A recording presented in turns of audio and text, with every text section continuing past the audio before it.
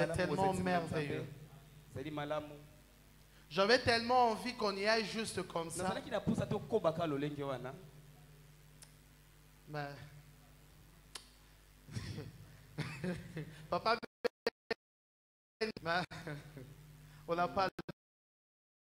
Mais il est présent. Il est présent. Crois juste. Il est présent au milieu de nous. Ce matin, nous bénissons Dieu parce qu'il nous accorde le souffle de vie et c'est privilège de nous tenir au devant de l'Assemblée de Dieu.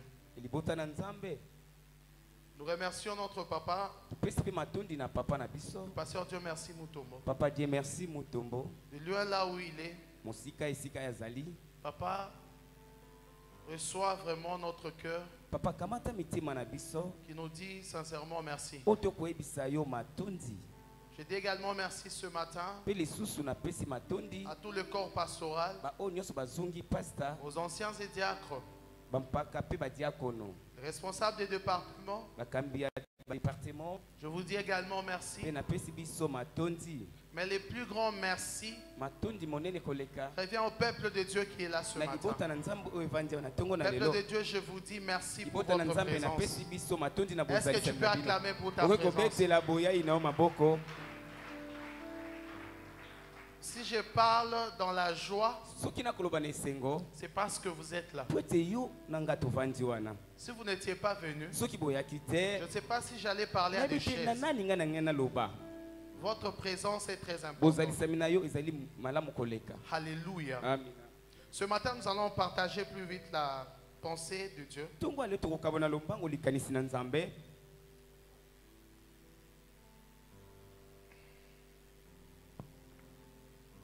Depuis la semaine, le Seigneur ne cessait de nous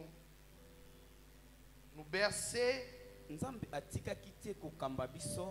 dans des thèmes, mais qui étaient également des prières au fait. C'est-à-dire un thème, mais une prière également.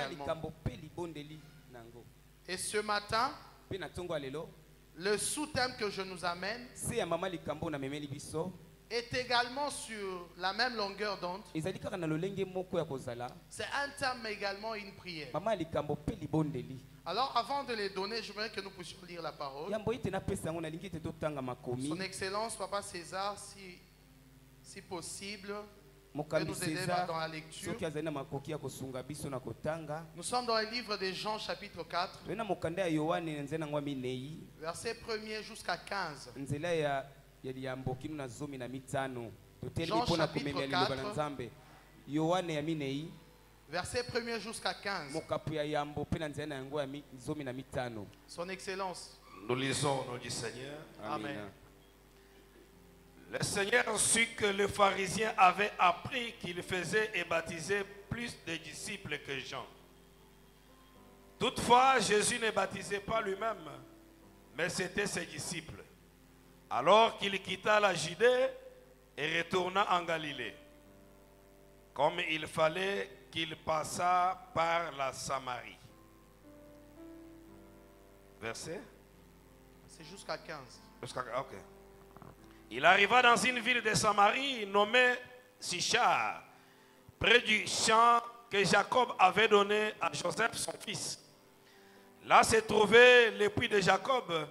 Jésus, fatigué du voyage, était assis au bord du puits. C'était environ la 6e heure. Une femme de Samarie vint puiser de l'eau. Jésus lui dit, donne-moi à boire. Car ses disciples étaient allés à la ville pour acheter des vivres. La femme samaritaine lui dit, comment toi, qui es juif, me demandes-tu à boire, à moi qui suis une femme samaritaine? Les Juifs, en effet, n'ont pas de relation avec les Samaritains. Jésus lui répondit, si tu connaissais les dons de Dieu, et qui est celui qui te dit, donne-moi à boire, tu lui aurais toi-même demandé à boire, et il t'aurait donné de l'eau vive. Le Seigneur lui dit, la femme, tu n'as rien pour puiser, et le puits est profond.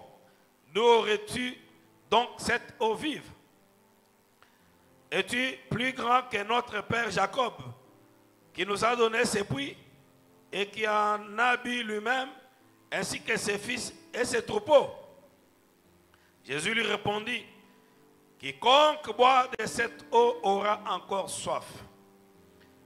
Mais celui qui boira de l'eau que je lui donnerai n'aura jamais soif. Amen.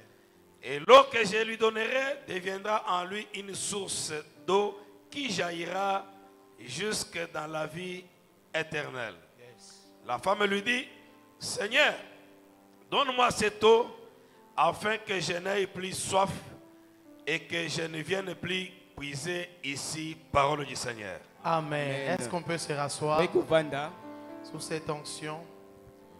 Père très saint, sanctifie ta parole en ce moment.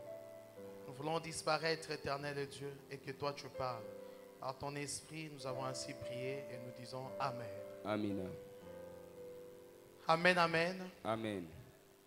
Alors, ce matin, nous allons nous entretenir sur un thème qui est également une prière.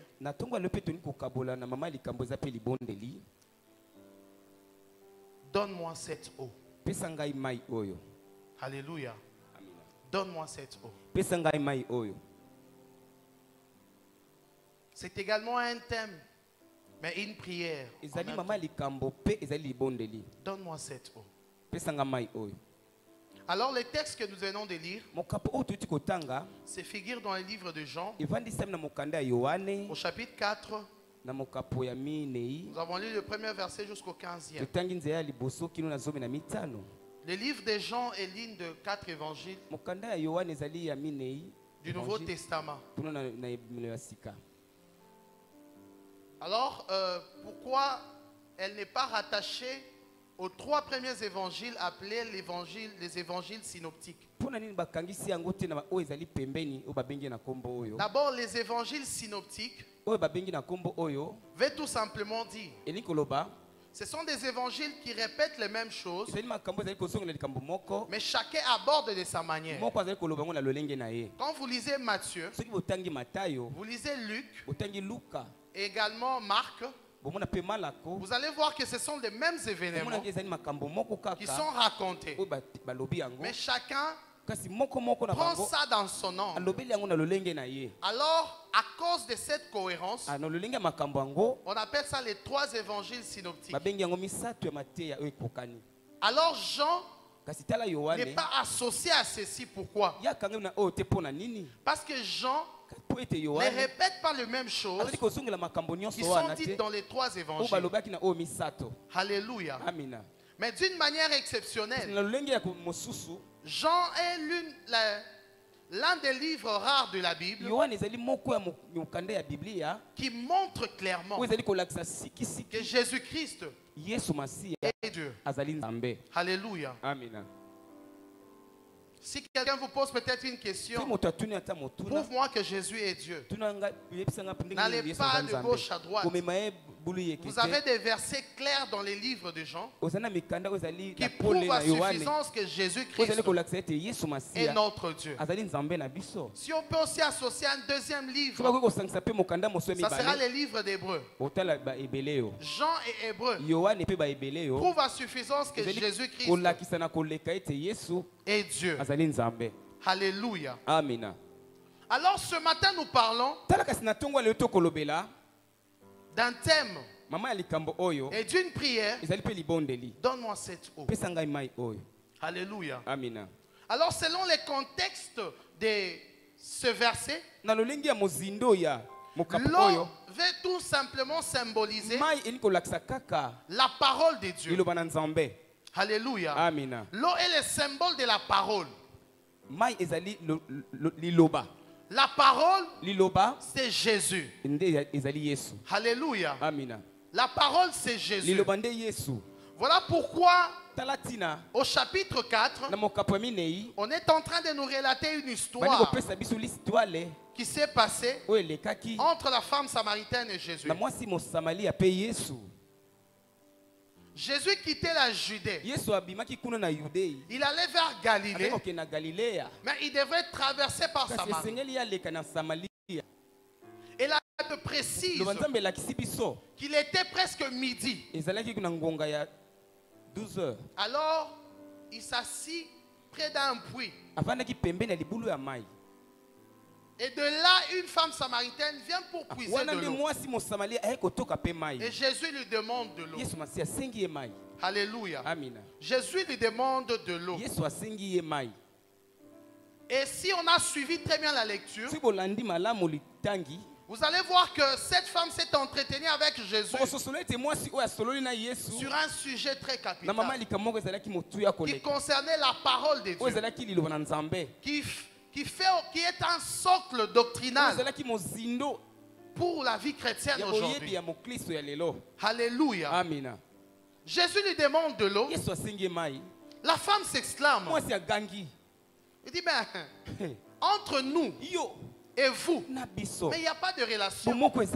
Pourquoi la femme dit cela? Pour la petite histoire, ces événements se déroulent au moment où le royaume d'Israël était divisé.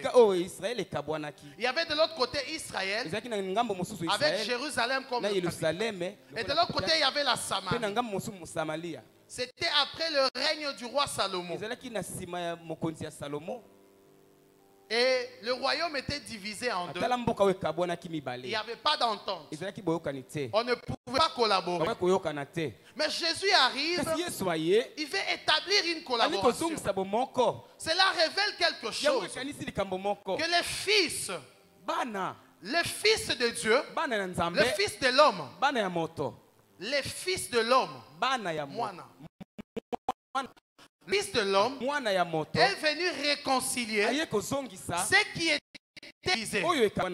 Bien-aimés dans le Seigneur ce matin, d'entrée de jeu, j'aimerais nous dire que si Christ est venu dans ta vie, c'est pour réconcilier ce qui était séparé. C'est pour réconcilier ce qui était dévasté. Là où il y a Christ, il y a l'unité. Pourquoi?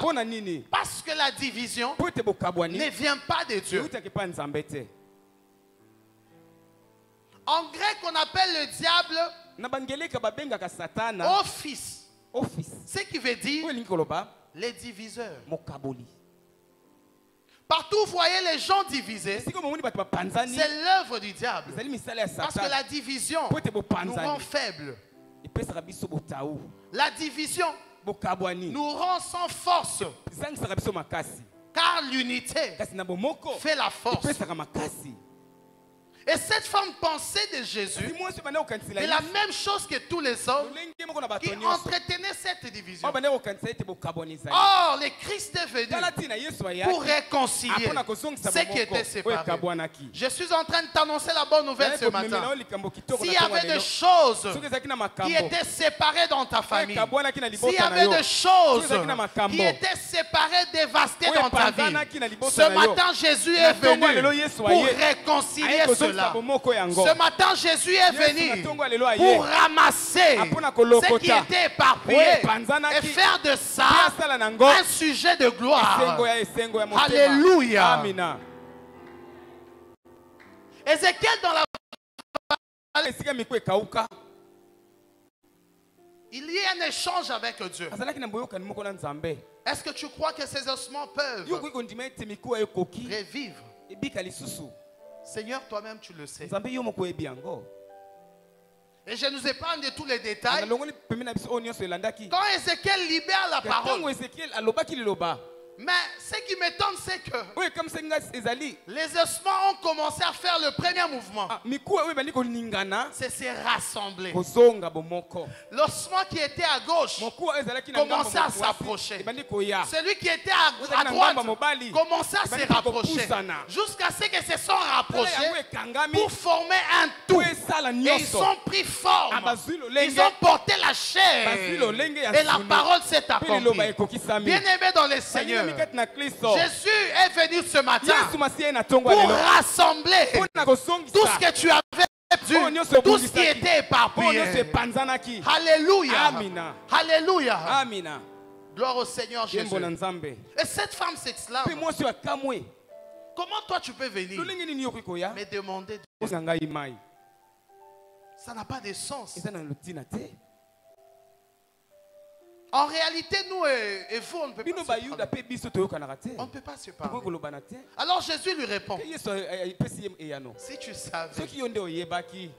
Si tu savais. Bien-aimés dans le Seigneur, beaucoup de souffrances et de difficultés dans la vie nous arrivent à cause de cette question. Si on les savait. Il y a de certaines difficultés que tu traverses dans la vie seulement parce que tu ne sais pas. La Bible déclare, mon peuple périt par faute de la puissance de Dieu, par faute de l'argent. Non, mon peuple périt faute de la connaissance. Si seulement tu savais. Est-ce que tu peux dire à ton voisin, si tu savais. Mais ce matin, il y a une bonne nouvelle. Jésus-Christ qui est dans ta vie et la connaissance en soi. Quand il arrive dans ta vie, tu as la révélation de tout ce qui est important pour ta vie. Si tu crois ça, dis-moi Amen très bien. Alléluia. Amen. Si tu savais, celui qui te demande, en réalité, c'était à toi de me demander. Alléluia. Et ça commence à attirer l'attention. Mais toi, si tu avais de l'eau, pourquoi venir me demander? En réalité, Jésus n'avait pas besoin de l'eau.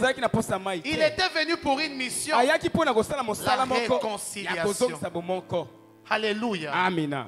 Jésus est venu dans ta vie pour une mission bien précise. Et réconcilier avec le Père. Réconcilier tout ce qui était dévasté dans ta vie. Amen, amen. Amen. C'est toi qui allais me demander. Et la femme devient attirée. Alléluia. Amen. Alléluia. Amen. Est-ce qu'on est ensemble ce matin? Alors Jésus continue en disant, parce que tout celui qui boira de cette eau, il aura toujours soif. Il aura toujours soif. Mais celui qui boira de l'eau de la vie, que moi je lui donne, il n'aura jamais soif. Alléluia. Amen. Il y a de l'eau. Même si on le boit autant des années, ça n'étanchera jamais la soif. Mais Jésus-Christ était venu apporter quelque chose de spécial. L'eau, mais qui étanche la soif. Ce matin, j'aimerais te dire, l'eau qui peut étancher tes souffrances, l'eau qui peut étancher tes difficultés, l'eau qui peut étancher totalement ton célibat, ce ne sont pas de l'argent, mais c'est l'eau de la vie, qui est Jésus-Christ de Nazareth. Alléluia. C'est l'eau de la vie. Quand tu bois de cette eau, tu n'auras jamais soif. Alléluia. Jésus est en train de démontrer que si l'on boit de l'eau de la vie, notre vie ne demeure pas la même. Alléluia. C'est la seule substance qui nous transforme complètement, qui enlève en nous la soif de l'eau. Alléluia. La transformation par l'eau de la vie, qui est la parole de Dieu. Bien-aimé dans le Seigneur, tu ne peux pas recevoir la parole de Dieu et rester la même personne. Alléluia. Amen. J'aimerais le dire bien autrement.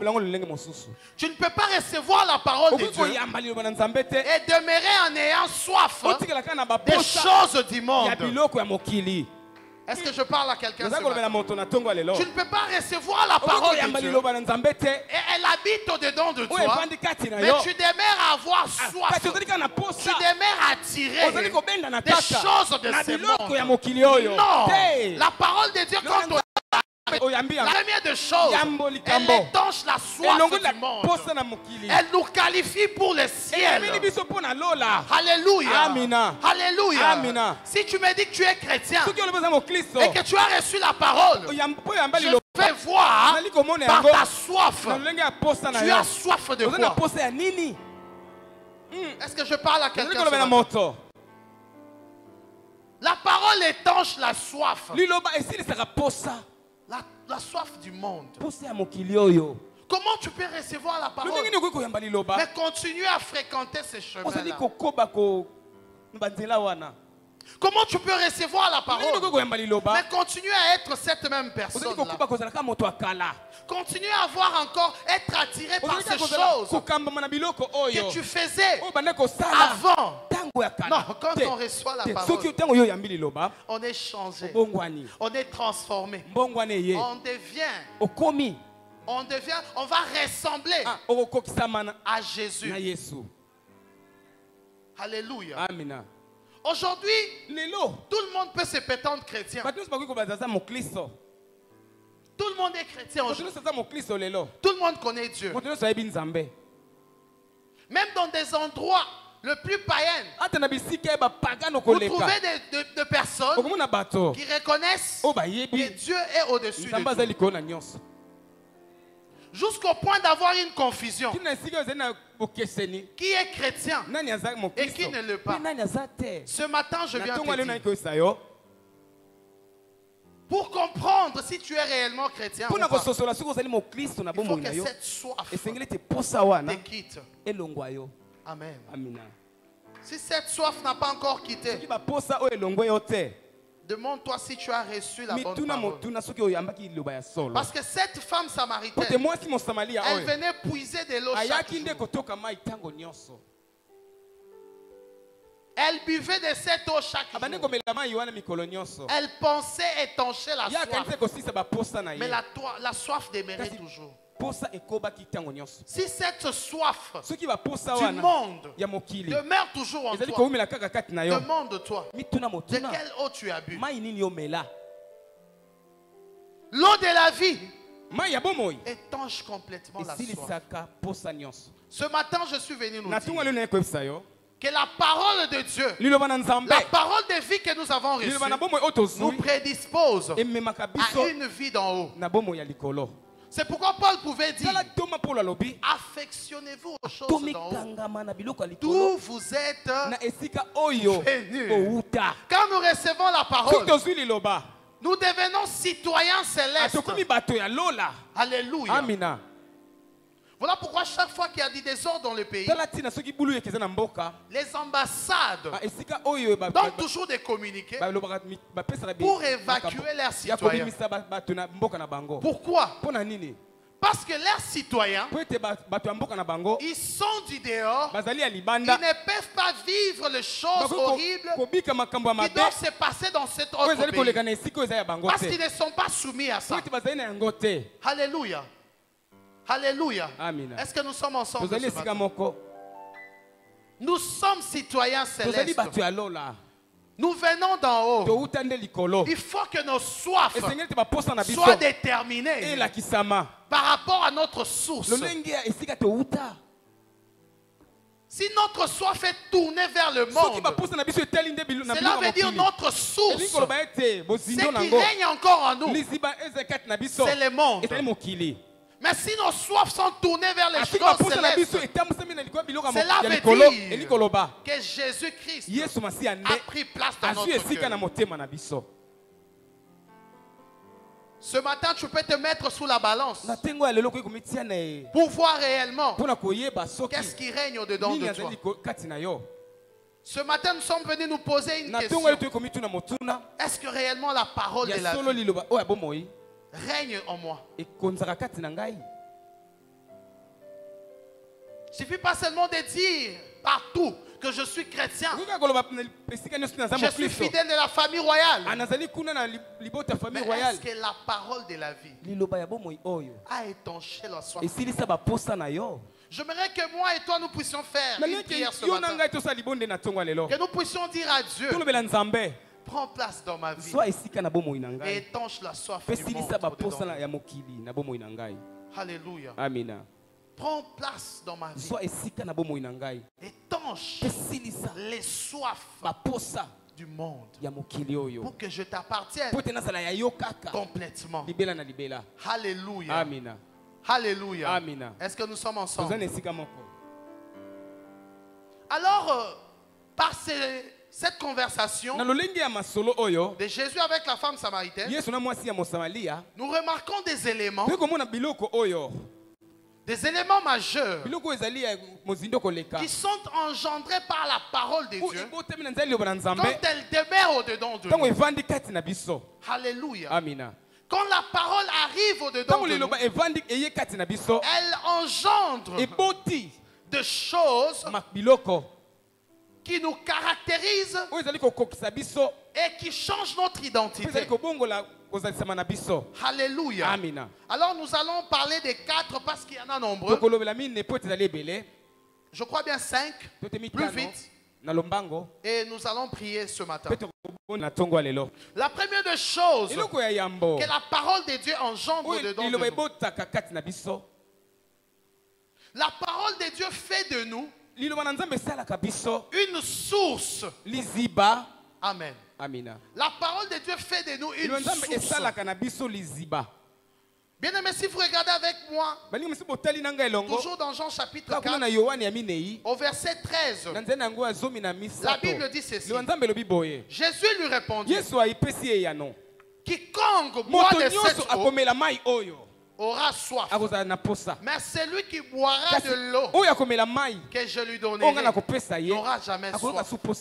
L'eau que je lui donne deviendra en lui une source qui jaillira jusqu'à la fin de l'éternité. Bien-aimés dans le Seigneur, je vais vous expliquer quelque chose. Dieu ne se contente pas seulement de nous donner de l'eau, mais il se rassure aussi que nous puissions devenir une source d'eau pour les autres. Alléluia. Alléluia. Dieu ne se contente pas seulement de te bénir, mais il va faire de toi une source de bénédiction pour les autres. Quand la parole demeure en toi, elle ne se contente pas de te donner des caractéristiques, de te donner des choses, mais elle regarde aussi tout autour de toi. Alléluia. Amina. J'aimerais que tu dises à ton voisin quelque chose. La bénédiction de Dieu est tellement grande pour toi-même. Dis-lui très bien. La bénédiction de Dieu est tellement grande pour qu'elle soit à toi seul. Quand Dieu veut te bénir, il ne regarde pas que toi. Il regarde aussi tout autour de toi. Laisse-moi te dire ce matin, tu es une source pour cette église. Tu es une source pour ta famille. Tu es une source pour ce pays. Alléluia. Tu es une source pour ce pays. Je sens que je parle en quelqu'un en sérieux. Tu es une source pour ce pays. Il y a des choses qui ne marchent pas parce que Dieu est en train de te préparer pour qu'au moment opportun, que l'eau qui est au-dedans de toi jaillisse en faveur du peuple congolais. Non, je parle à quelqu'un ce matin. C'est peut-être une parole prophétique pour toi. Le Seigneur te lèvera à ce poste pour que le peuple congolais puisse boire de l'eau parce qu'ils ont demeuré longtemps dans la soif. Dieu se fabrique des sources en sérieux pour ce pays, pour le monde entier. Amen. Alléluia. Amen. C'est pourquoi Dieu déclare, demande-moi et je te donnerai des nations. Je remarque en lisant la parole que Dieu en bénissant, il ne bénit pas une seule personne. Alléluia. Amina. Dieu en bénissant, il ne bénit pas une seule personne. Alléluia. Amina. Non, excellent, je savais que cette parole était pour toi. Que cela s'accomplisse au nom de Jésus. Ce pays aura besoin de toi dans les jours à venir. Qu'il le veuille ou pas, qu'il bloque ou pas, le Seigneur te lèvera à ce poste-là. Parce que tu es une source. Quand tu seras à ce poste, tu ne le seras pas que pour toi-même. Tu le seras pour le bien de plusieurs. Non, pour le bien de plusieurs. Je suis en train de voir des gens à leur nomination, le pays sera en train d'acclamer. Parce qu'en lui, tout le monde peut se retrouver. Est-ce que je parle à des sources ce matin? Des hommes en qui le pays peut se retrouver. Des hommes derrière qui la famille qui a longtemps demeuré dans la souffrance peut enfin se retrouver. Peut enfin se retrouver. Dieu ne te bénit pas toi seul. Il fait de toi une source pour que l'eau qui coule de toi puisse être bénéfique pour les autres. Un homme prospère n'est pas quelqu'un qui a de l'argent, de la richesse. Mais c'est quelqu'un qui est une source de bénédiction pour les autres. La différence entre nous et les païens, c'est comment? Ils peuvent avoir de l'argent, de moyens. Quand tu lui demandes, il peut te donner, mais il ne ferait pas de toi riche. Quand tu lui demandes, il peut t'aider, mais il ne fera jamais de toi riche. Mais dans le Seigneur, il ne forme pas des donneurs d'argent, mais il est en train de former des faiseurs de riches. Est-ce qu'il y a un faiseur de riches en Seigneur? Est-ce qu'il y a un faiseur de riches en Seigneur? Alléluia. Que le Seigneur te bénisse abondamment et que ses paroles s'accomplissent dans ta vie au nom puissant de Jésus. Amen. Il appelle Abraham, il lui dit, je te bénis, mais et toutes les nations de la terre seront bénies en toi. Alléluia. Amen. Mais Abraham, à cette époque-là, il ne connaissait même pas les 4 points cardinaux. Il ne connaissait même pas comment est disposée la terre avec des continents. Il ne savait même pas quelles sont les races qui vivent sur la terre. Mais c'est lui qui connaît toutes choses, l'omniscient et l'omnipotent. Il lui dit, en le bénissant, que toutes les nations de la terre seront bénies en toi. Bien-aimé dans le Seigneur, c'est pourquoi quand Dieu te bénit et que tu ne donnes pas, tu te bloques. Amen. Quand Dieu te bénit et que tu n'arrives pas à être une source de bénédiction pour les autres, tu te bloques toi-même. Je suis en train de dire à quelqu'un, Dieu ne te guérit pas seulement de cette maladie, mais il fait de toi une source de guérison pour plusieurs. Il fait de toi une source de guérison. Je parlais plus d'un témoignage qu'un frère m'a témoigné. Il dit qu'il était chez lui marié. Alors il s'est posé un problème qu'il devait avoir quelqu'un à la maison pour aider aux travaux ménagers. Alors il a fait appel à sa petite soeur. Alors cependant qu'il était en train de me parler, il me dit sa petite soeur quand elle était chez eux, elle tombait malade régulièrement. Je crois que quelqu'un se reconnaît dans cette histoire. Elle tombait régulièrement malade. Mais quand elle est venue, cet homme a déclaré, puisque tu es entré dans ma maison, tu ne tomberas pas malade. Et c'était resté ainsi. Elle n'avait jamais tombé malade. Pourquoi? Parce que cet homme n'était pas seulement guéri, mais il était une source de guérison. À telle enseigne que tout celui qui entrait en connexion avec lui, si tu es tourmenté de maladie, tu as déjà la guérison. Parce qu'il est une source. Est-ce que je parle des sources ce matin? Non, est-ce qu'il y a des sources ce matin? Tu peux acclamer si tu es une source.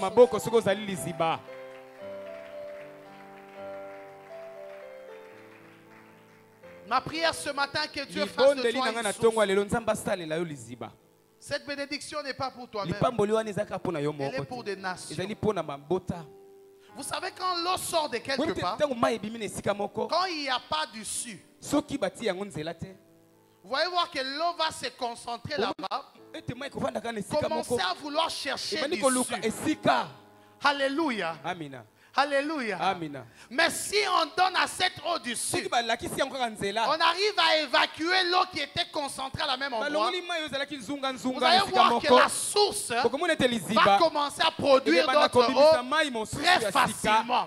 Pourquoi? Parce que l'eau qui avait été produite avant a été évacuée. Apprends à bénir de ce que Dieu te donne. C'est en ça que la source va produire davantage. La source se bloque quand on cesse nous-mêmes d'être une source pour les autres. Ne bloquons pas nos sources. Amen. Trop dans la famille, trop de sorcellerie. On appelle ça sous mon angate. Mais toi, tu es chrétien. Que peut faire un sorcier devant toi? Si tu as la possibilité d'aider, fais-le. Parce que c'est dans ta mission, étant une source. Si tu as la possibilité de venir en aide, ne te bloque pas. Fais-le. C'est dans tes obédiences en tant que source. Beaucoup de portes se sont fermées parce que tu as cessé d'être une source pour les autres. Beaucoup de choses se sont bloquées dans ta vie parce que toi tu as cessé d'être une source pour les autres. Là où les autres devaient bénéficier, toi tu as tout bloqué. Tu as concentré sur toi-même. Quand les autres pleurnichent, Dieu te regarde. Si les autres pleurent, Dieu te regarde. Bien aimé, vous savez pourquoi? Quand tu vas pour demander de l'argent à quelqu'un, on te donne difficilement. Même pour emprunter, difficilement tu as de l'argent. Tu sais pourquoi? Parce que quand cette personne vient pour t'aider avec de l'argent, elle regarde en toi. Elle voit en toi une source. Du coup, elle a besoin d'épuiser en toi, de te prêter. Elle a plus besoin d'épuiser en toi.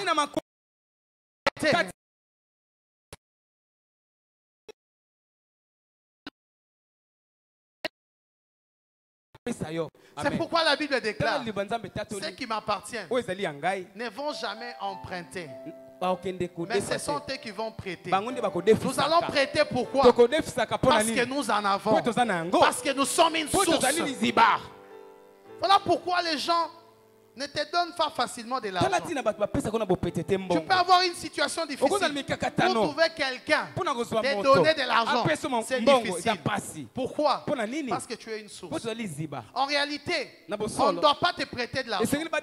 C'est à toi d'emprunter aux autres. Parce que tu es une source. Alléluia. Amen. Alléluia. Amen. Ah. Que le Seigneur nous aide. Le deuxième point, la deuxième de substance que la parole de Dieu crée au-dedans de nous. La parole de Dieu fait de nous des vrais adorateurs. Quelqu'un qui a reçu la parole, qui a bu de l'eau de la vie, automatiquement, il devient adorateur.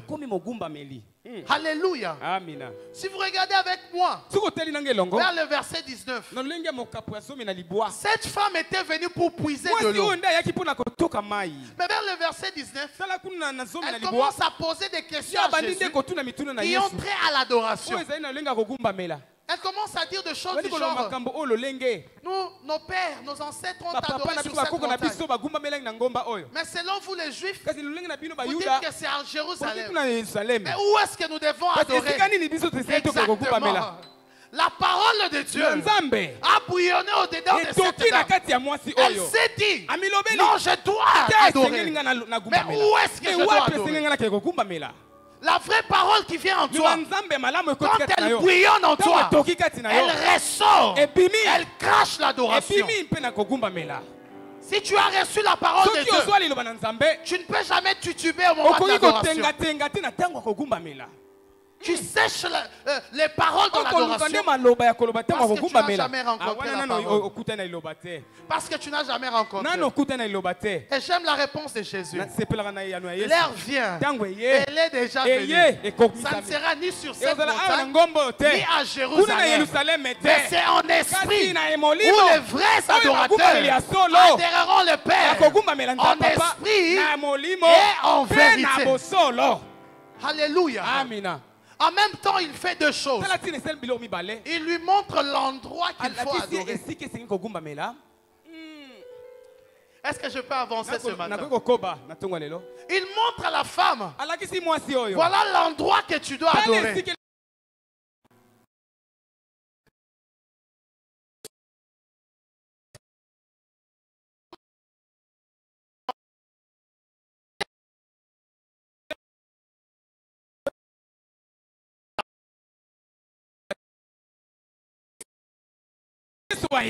On n'avait pas besoin d'aller à la montagne. On n'avait pas besoin d'être à Jérusalem.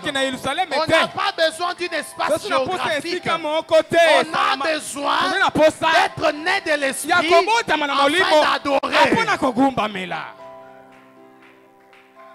Par là, je m'aurais dit, l'adoration, c'est un apanage des personnes qui sont nées de l'esprit. L'endroit pour adorer, c'est en esprit. Il dit à la femme, c'est en esprit. Enlève toutes les connaissances que tu as dans ta tête. Oh, sur la montagne, oh, à Jérusalem. Ce temps est révolu. La vraie adoration, c'est en esprit. Autrement, il est en train de lui dire, tu as l'endroit pour sortir ce qui bouillonne en toi. La vraie parole en nous, bouillonne en nous, et ressort l'adoration. L'adoration n'est pas quelque chose que nous devons réfléchir. Chercher des paroles. Mais c'est que ça vient de l'intérieur. Engendré par la parole. Et ça sort.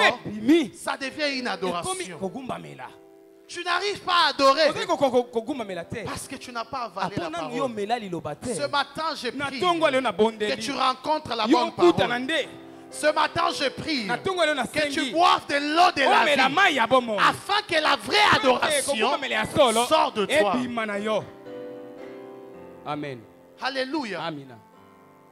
Alors, ce que j'aime en lisant ces versets, j'ai compris que Dieu ne fait pas de nous seulement des adorateurs. Quand il dit c'est ton esprit. Or, ce qui conduit l'homme, il le déclare, en vérité, c'est l'esprit. Donc, ce qui conduit la vie de l'homme, c'est l'esprit. Donc, l'esprit conduit la vie de l'homme constamment.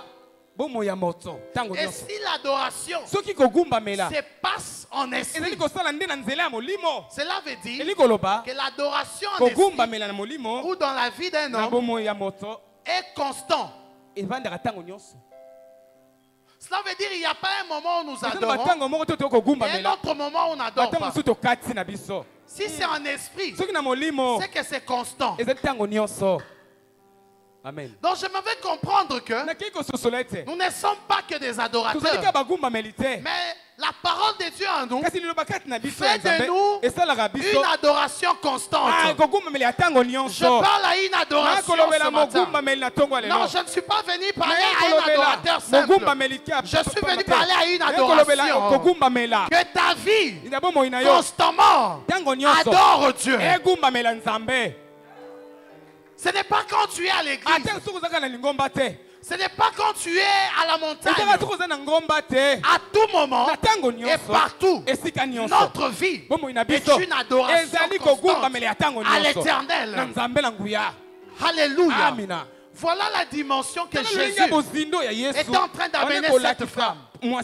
C'est cette même dimension que Jésus t'amène ce matin. De quitter la dimension d'un adorateur simple qui adore quand il est à l'église, qui adore Le matin quand il prie, mais tu deviens, tu montes à cette dimension où tu deviens une adoration pour Dieu.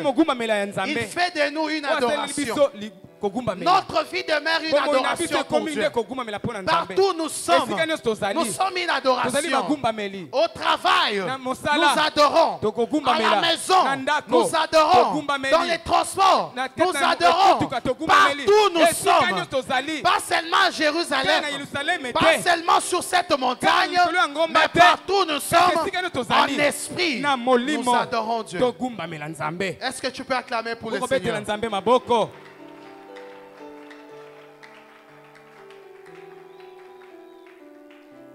La parole au-dedans de nous fait de nous des adorateurs. Bien-aimé, je prie pour toi ce matin. Parce que tu as compris ces choses. Que la parole trouve une place dans ta vie. Afin que l'adoration ne soit pas mécanique. Afin que ton adoration ne soit pas du forcing. Mais c'est quelque chose qui vient du dedans de toi et qui sort. Et cela d'une manière constante. Une adoration constante. Est-ce que je peux avancer ce matin? Est-ce que je peux avancer ce matin? La troisième des choses que la parole engendre dedans de nous. La parole engendre dedans de nous les ailes de l'évangile. Il est difficile, voire impossible, de voir quelqu'un qui a reçu la parole, mais qui n'éprouve pas cette passion pour les âmes. La passion pour les âmes. Il est difficile de croiser quelqu'un qui a reçu quelque chose, qui est enceinte de la parole de Dieu, mais qui n'a pas envie de la sortir. Chaque femme qui est enceinte attend 9 mois. Quand c'est déjà 9 mois, que tout le monde le veuille ou pas, cet enfant est censé sortir. Au-delà des 9 mois, si l'enfant n'est pas sorti, ça devient un cas compliqué. Celui qui a reçu la parole a besoin à un moment de la sortie. Est-ce que tu parles de Jésus à ton entourage? Est-ce que tu évangélises? Il m'est arrivé un moment dans ma vie, je prie que ce moment revienne.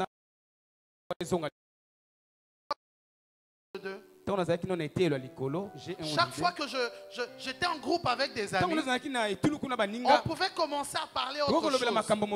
Mais on va retomber toujours dans la parole de Dieu. Je ne comprenais pas. Jusqu'à ce que les gens commençaient à me fuir.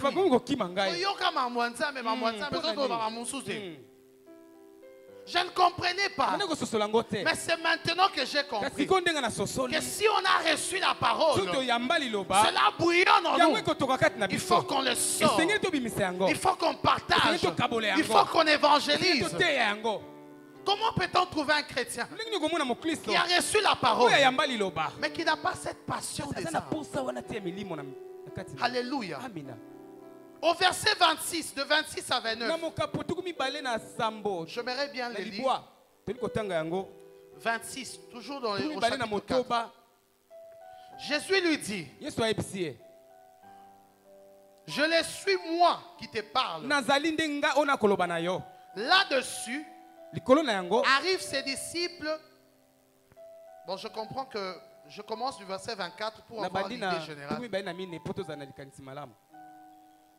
Dieu est esprit et il faut que ceux qui l'adorent l'adorent en esprit et en vérité. La femme lui dit, je sais que le Messie doit venir. Quand il sera venu, il nous annoncera toutes choses. Jésus lui répondit, je le suis. En d'autres termes, Jésus se révèle comme le Messie à cette femme. Bien aimé, si la parole de Dieu se révèle à toi,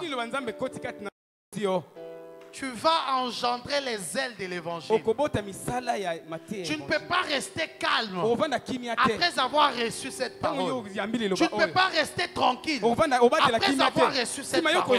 Ça va te booster. Je continue avec la lecture. Je le suis moi qui te parle. Arrive.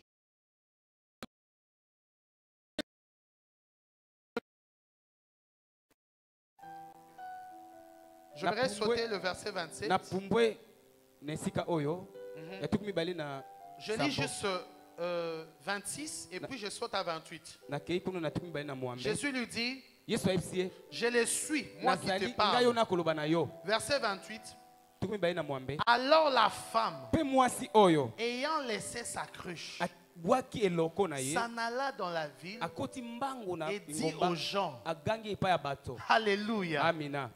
Venez voir un homme qui m'a dit tout ce que je fais. Venez voir un homme que j'ai rencontré.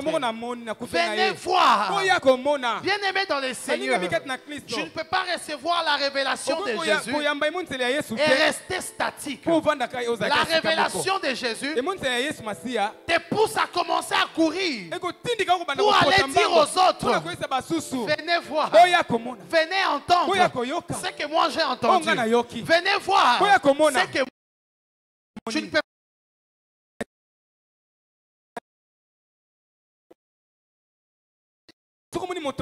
Il a reçu la parole, mais qui demeure statique. Il ne la partage pas. Il n'évangélise pas. Il faut se demander si c'est la parole de vie ou pas. La vraie parole de vie nous pousse à évangéliser. Cette femme a laissé sa cruche. Elle est allée annoncer la bonne nouvelle dans la ville. Je suis en train de prier pour toi. Que la parole de Dieu, la parole éternelle en toi, te pousse à aller.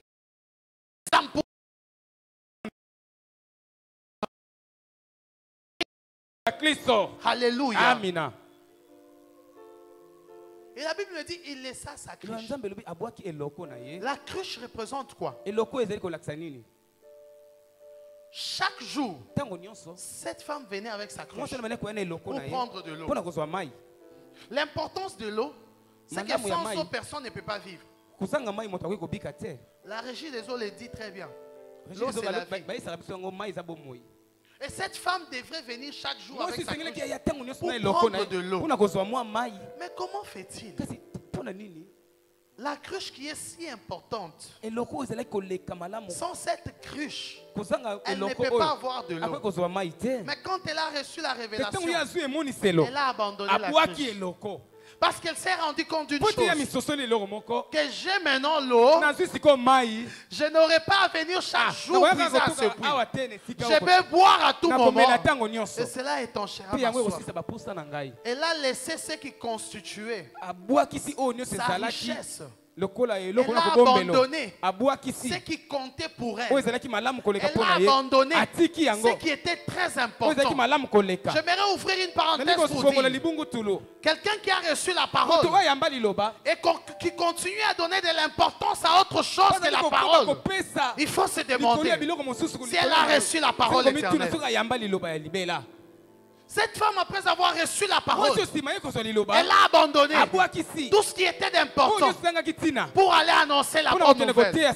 C'est pourquoi l'apôtre Paul dit, depuis que j'ai cru au Seigneur, tout ce qui avait de l'importance, je le vois comme de la boue. Ce qui compte pour moi, c'est d'annoncer la bonne nouvelle. Quand nous croisons la parole, la vraie parole éternelle, tout ce qui avait de l'importance dans notre vie n'a pas de l'importance. Tout ce qui compte, c'est d'aller. La Bible déclare, errer les pieds qui marchent pour l'évangile. Errer les pieds qui marche pour l'évangile. Ça ne vient pas de l'homme. Un homme ne peut pas te donner ça. Ça vient de la parole qui bouillonne au-dedans de toi. Tu ne peux pas rester calme quand tu vois une âme croupir dans les ténèbres. Vivre dans les ténèbres. Vivre dans le monde. Tu ne peux pas rester tranquille. Tu ne peux pas rester tranquille. Si la vraie parole bouillonne en toi, tu ne peux pas rester tranquille. En voyant les âmes mourir dans le monde, en voyant des âmes perdues, tu ne peux pas rester calme. Cette femme a laissé sa couche. Elle a couru. Que le Seigneur nous donne ce matin à courir pour l'évangile. Que le Seigneur nous donne ce matin à abandonner ce qui comptait pour nous et à courir pour annoncer la bonne nouvelle. Et que cela soit ainsi. Tu dis Amen au nom de Jésus.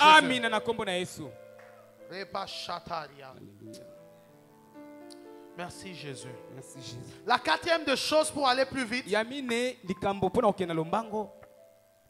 encore mon temps. Je pensais que je suis allé au-delà. La quatrième de choses. Que la parole de Dieu engendre. La parole de Dieu nous pousse à démontrer la puissance de Dieu. La parole nous pousse à démontrer la puissance de Dieu. L'apôtre Paul dit, ce n'est pas avec des discours persuasifs que je suis venu vers vous, mais je suis venu avec la démonstration. Bien-aimé dans le Seigneur, aujourd'hui l'Église est en train de perdre sa puissance. Pourquoi? Parce que les démonstrations deviennent rares. Bien-aimé, je suis en train de proclamer. Il arrive un temps où on n'aura pas besoin de lire des versets pour gagner une âme. Mais on aura besoin de démontrer la puissance de la parole. Et une âme est gagnée. Tu le trouves, il est malade. Tu l'imposes les mains. Il est guéri, il se tient debout. Et tu lui dis, nous sommes sur cabine à Martin, nous avons prière, tu viens. Et il viendra ici à 12h. Il viendra ici à 12h pour un culte qui commence à 16h. Pourquoi? Parce qu'il parlera comme Bartimée. Que c'est lui qui m'a guéri m'a dit. Et marche. Alléluia. Donc comme celui qui était le paralytique, voilà. Merci. Il parlera comme le paralytique. C'est lui qui m'a guéri. Il m'a dit, prends ton lit et marche. Pour un culte de 16h, il viendra ici à 12h. Pourquoi? Parce qu'il a expérimenté la puissance. Alléluia. Cette femme, après avoir entendu ce chose, au verset 15, il lui dit, Maître, si l'eau dont tu parles est vraiment comme ça, mais donne-moi de cette eau. Donne-moi cette eau. Comme ça, je n'aurais pas à venir puiser. C'est fatigant de venir puiser. Donne-moi cette eau. Alléluia. Et c'est notre prière ce matin. Donne-moi cette eau. Que je parvienne à manifester ces choses. Donne-moi cette eau. La femme a demandé. Donne-moi. Et quand la femme a demandé, Jésus n'a pas procédé au discours. Crois au Seigneur, tu seras sauvé. Donne ta vie au Seigneur. Jésus n'est pas parti comme ça. Il n'a pas procédé comme ça. Directement, il a manifesté. Il a rallumé la flamme.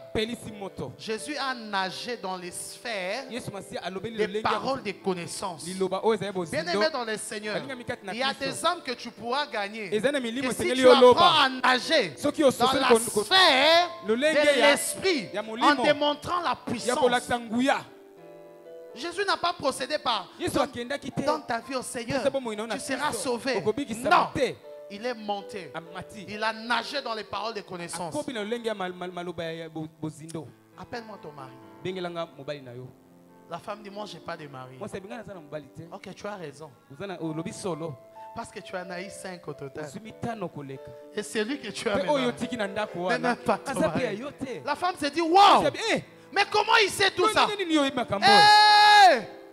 La femme a été troublée. Voilà pourquoi elle a laissé sa cruche. Venez voir. Quelqu'un qui m'a dit tout ce que j'ai fait. Ah, bien-aimé dans le Seigneur.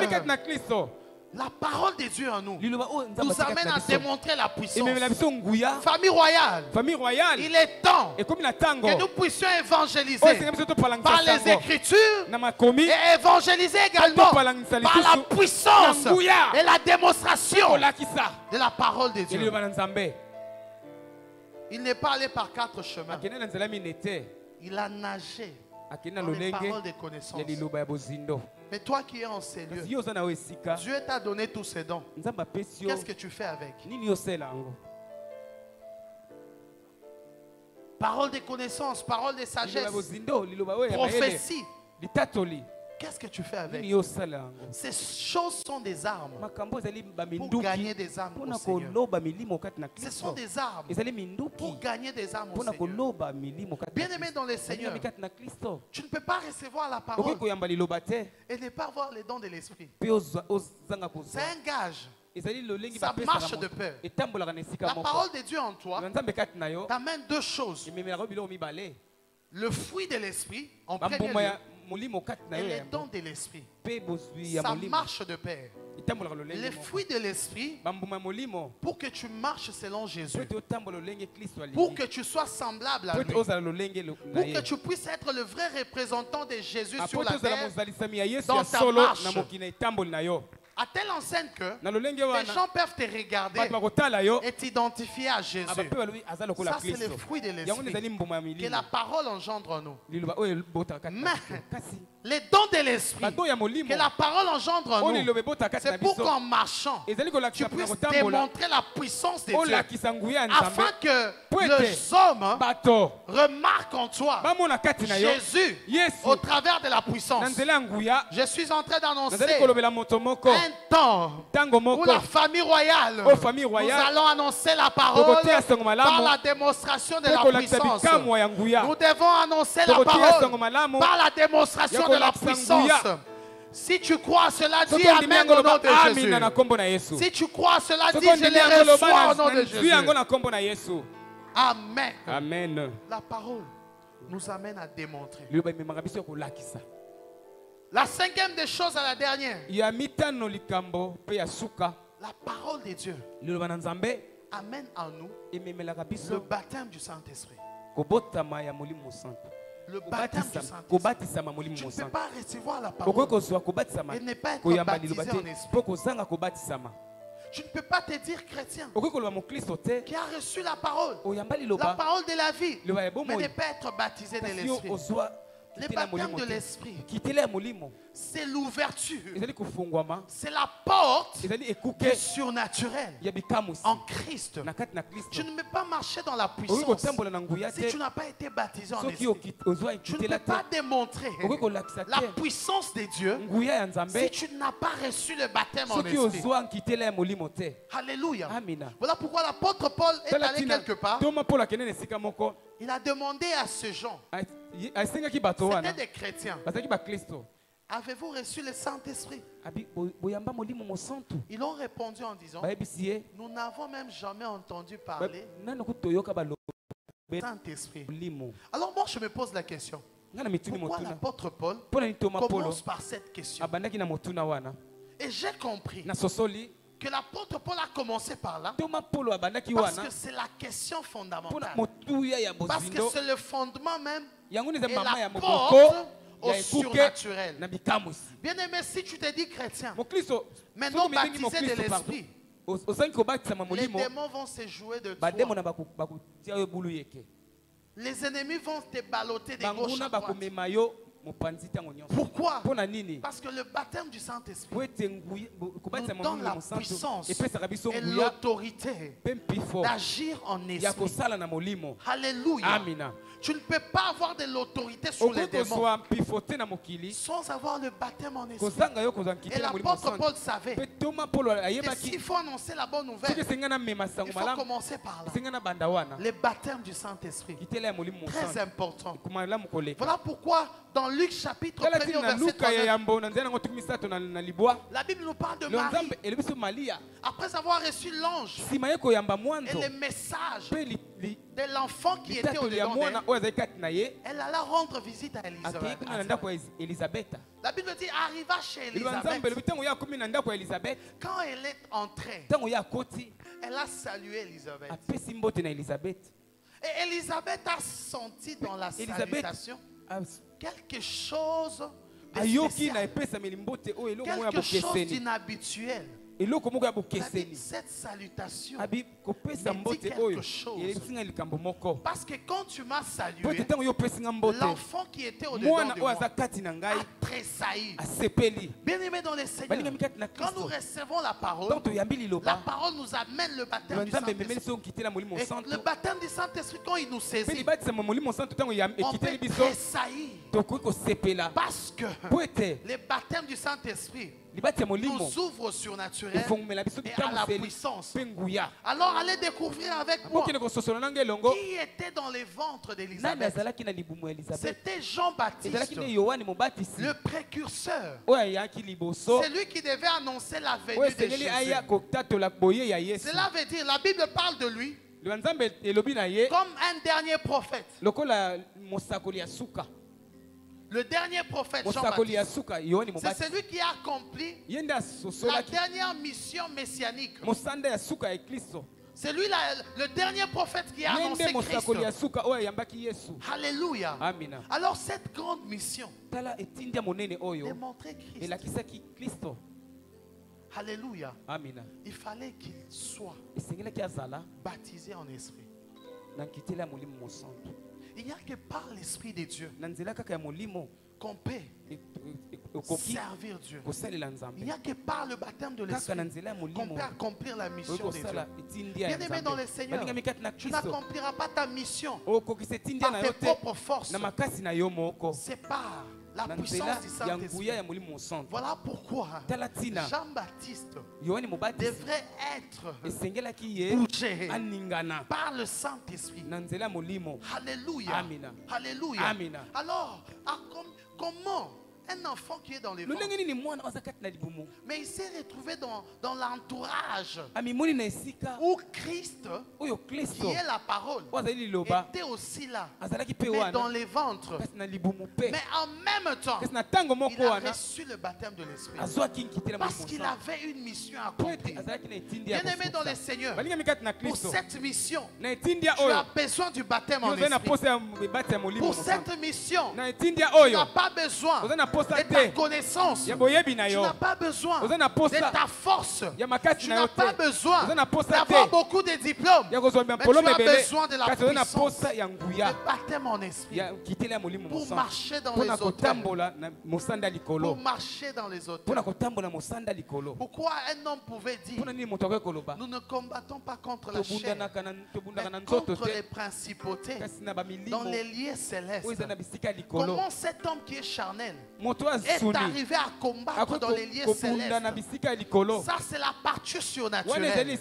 Or, la partie surnaturelle est inaugurée par le baptême en esprit. Bien aimé dans les Seigneurs, si tu es dans l'église et que tu n'as pas encore reçu le baptême en esprit, tu es limité quelque part. Il y a des choses que tu ne feras pas. Il y a des missions que tu ne pourras pas accomplir. Parce que le baptême en esprit est très important. La parole de Dieu que nous recevons nous baptise en esprit pour une puissance en esprit. Voilà pourquoi je suis venu vers vous ce matin avec ce message pour vous dire: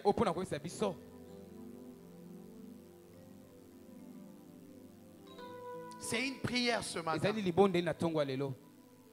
Donne-moi de cette eau.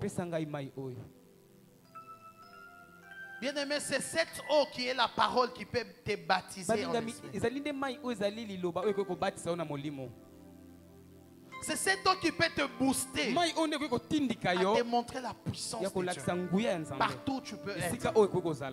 C'est cette eau qui peut te donner les ailes de l'évangile. C'est cette eau qui peut faire de toi un adorateur en esprit et en vérité. Je ne sais pas quelle parole tu as rencontrée pour devenir chrétien. Mais ce matin, je t'amène la parole de vie qui est Jésus-Christ. La parole de vie, l'eau de la vie qui est Jésus-Christ de Nazareth. Afin que tu accèdes à ces choses, afin que tu accèdes à la dimension surnaturelle, que la parole habite en toi, qu'elle puisse bouillonner et te donner à aller plus loin. Est-ce que tu peux te mettre debout là où Oh! Est-ce que tu peux te mettre debout?